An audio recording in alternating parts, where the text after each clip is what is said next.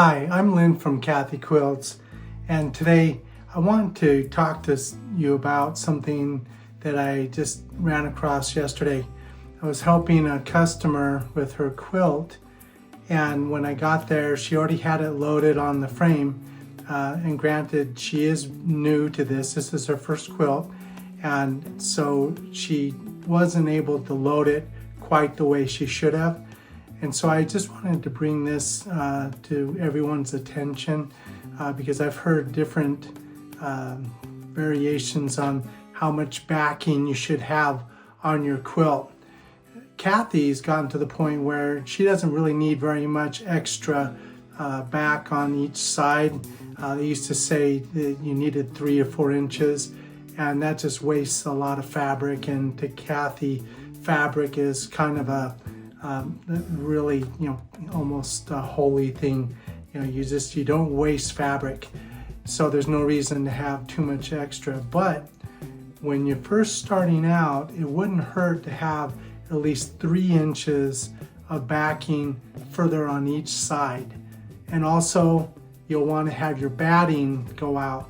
So quickly watch this video and you'll see how much Kathy has on this one. Again, the backing is way wider because that's just what the customer gave her. But anyway, this will give you a good idea of not only how much batting you should have and how you should stitch down the edges of your quilt as you're quilting. And this is mainly if you have automation on your system. But if you don't, it still doesn't hurt to stitch down your edges anyway, just to do that. Now, we don't baste our edges like some of the people do. To us, if you're gonna baste something, it's because you're gonna probably want to rip it out. We want to secure anything that we're stitching to the quilt back, so we just use a regular stitch. So watch the video and let us know what you think. How important is it to have enough backing? I don't need this much backing, but a few inches is really helpful. But one thing I have found from experience, have the batting go out a little further.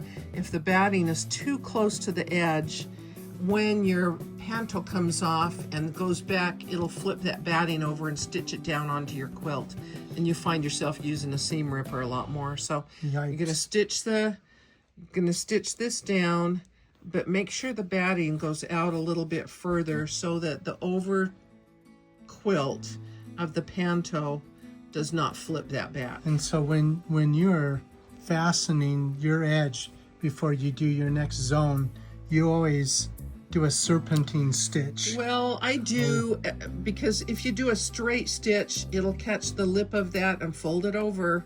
So if you can go back and forth, it won't, that panto going back and forth, you may be standing right there and it'll still flip it over like that. Then if you just stitch the edge, so don't baste it. Don't use that basting stitch. Use a regular stitch and stitch it down. And then that's going to be either trimmed a little bit or that will be in your binding. Doesn't go very easy because all my belts are still hooked up. It's hard to make it move the way I want it.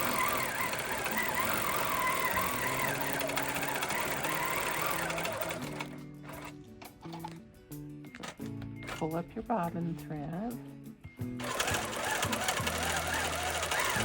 And so you just keep your fingers there just because it just makes it a little smoother. If it weren't such a flat quilt, I would be pinning it so I could ease it or whatever.